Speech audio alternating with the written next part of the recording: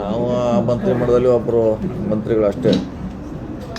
ಅದನ್ನೆಲ್ಲ ನಿರ್ಧಾರ ತಗೊಳ್ಳೋಂಥ ಅಧಿಕಾರ ನಮ್ಗೆ ಯಾರಿಗೂ ಇಲ್ಲ. ಶಾಸಕರಿಗೆ ಏನಿದ್ರು ವರಿಷ್ಠರು ಮಾಡಬೇಕಾ?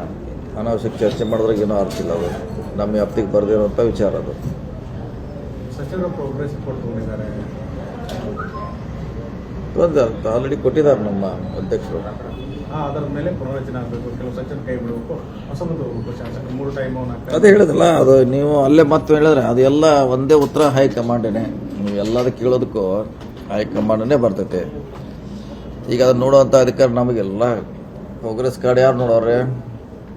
ವರಿಷ್ಠರು ನೋಡಬೇಕು. ನಿರ್ಧಾರ ಮಾಡೋದು ಅವ್ರು ಮಾಡಬೇಕು. ನಮ್ಮ ವ್ಯಾಪ್ತಿಗೆ ಯಾವುದೂ ಬರೋಲ್ಲ. ಮಂತ್ರಿ ಆಗಿದ್ದೀವಿ, ಮಂತ್ರಿಯಾಗಿ ಕೆಲಸ ಮಾಡ್ತೇವೆ. ನಮ್ಮ ಇಲಾಖೆಗೆ ಸಂಬಂಧಪಟ್ಟಿದ್ರೆ ನಾವು ನಿರ್ದಿಷ್ಟವಾಗಿ ಹೇಳ್ಬೋದು ಉತ್ತರ.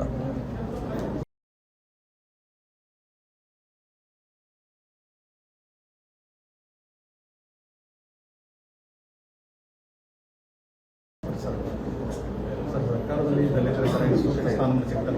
ಹಿಂದೆ ಚುನಾವಣೆ ಮುಂಚೆನೇ ಒಂದು ದಲಿತರ ಶೋಷಿತ ಸಮಾವೇಶ ಆಗಬೇಕು ಅಂತ ನಿರ್ಧಾರ ಆಗಿತ್ತು. ಈಗ ಅದಕ್ಕೆ ಚಾಲೆಂಜ್ ಸಿಗ್ತಾ ಇದೆ ಅಂತ ನೋಡೋಣ. ಅದಕ್ಕಿನ್ನೂ ಭಾಳಷ್ಟು ನಮ್ಮ ವರಿಷ್ಠರಿದ್ದಾರೆ. ಆ ಸಮಾವೇಶ ಮಾಡಲಿಕ್ಕೆ ನಮ್ಮ ಜೊತೆ ಇನ್ನೂ ಭಾಳಷ್ಟು ವರಿಷ್ಠರಿದ್ದಾರೆ. ಅವ್ರು ತೀರ್ಮಾನ ಮಾಡಬೇಕು. ಅದನ್ನು ಯಾವಾಗ ಬೇಕಾದ್ರೆ ಮಾಡಬಾರ್ದಂತೇನಿಲ್ಲ. ವರಿಷ್ಠರು ನಮ್ಮ ಪಕ್ಷ ಅದಕ್ಕೆ ನಿರ್ಧಾರ ಮಾಡಬೇಕು. ಕಾದು ನೋಡೋಣ. ಅದು ತಾವು ಹಿರಿಯ ನಾಯಕರ ಭೇಟಿಯಾಗಿದ್ದ ಬಗ್ಗೆ ಮಾತುಕತೆ, ಖರ್ಗೆ ಅವ್ರನ್ನ ಪರಮೇಶ್ವರ ಮಾತುಕತೆ ಆಗಿದೆ. ಯಾವ ಡೇಟ್ ಫಿಕ್ಸ್ ಆಗುತ್ತೆ? ಅದು ನೋಡೋಣ ಆಗ್ತೈತಿ. ಈಗ ಹೇಳಲಿಕ್ಕೆ ಆಗೋಲ್ಲ ಯಾವಾಗೂ ಏನಂತ. ಅದು ಎಲ್ಲರೂ ಕೂಡ ನಿರ್ಧಾರ ಮಾಡಬೇಕಾದ್ದು. ಪಕ್ಷ ಅನುಮತಿ ಕೊಡಬೇಕು. ಅದಕ್ಕೆ ಒಟ್ಟು ಮೇಗ ಮಾಡ್ತಾರೆ. ಅದನ್ನು ಮಾಡಲಿಕ್ಕೆ ನಾನು ಒಬ್ಬನೇ ಇಲ್ಲ, ಭಾಳಷ್ಟು ಜನ ನಾಯಕರಿದ್ದಾರೆ. ಎಲ್ಲ ಕೂಡ ಚರ್ಚೆ ಮಾಡ್ತಾರೆ. ಸರ್, ನಿನ್ನೆ ಡಿ.ಕೆ. ಶಿವಕುಮಾರ್ ಹೇಳಿದ್ದಾರೆ 2028 ಸಪೋರ್ಟ್ ಮಾಡಿರಿ ಅಂತ ಒಂದು ಮಾತು ಹೇಳಿದ್ದಾರೆ. ಅದು ಪಕ್ಷ ಮಾಡಬೇಕು. ಅದು ನಾವಲ್ಲ. ಪಕ್ಷ ತೀರ್ಮಾನ ಅಂತಿಮ ತೀರ್ಮಾನ. ಪಕ್ಷ ತೀರ್ಮಾನ ಅಂತಿಮ ತೀರ್ಮಾನ. ಎಲ್ಲರೂ ಅದಕ್ಕೂ ಬದ್ಧರಾಗಿರಬೇಕು.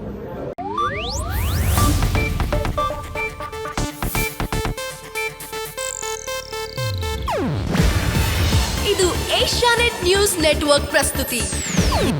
ನೀವು ನೋಡ್ತಿದ್ದೀರಾ ಏಷ್ಯಾನೆಟ್ ಸುವರ್ಣ ನ್ಯೂಸ್.